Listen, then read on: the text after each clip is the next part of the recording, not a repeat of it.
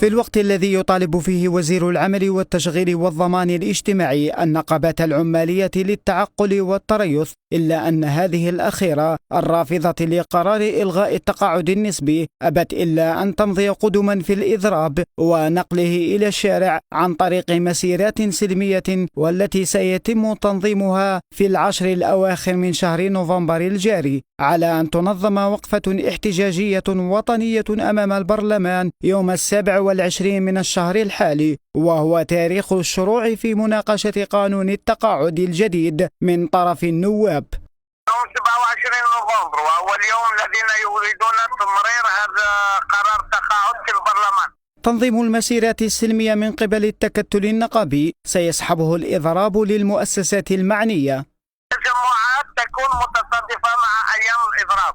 إذن هي قبضة حديدية بين النقابات المستقلة والحكومة في ظل تعنت الأول بالإضراب والتصعيد والثاني بالإصرار على تمرير القانون عبر البرلمان، ما يوسع الهوة بين الأول والثاني ويؤجج الصراع.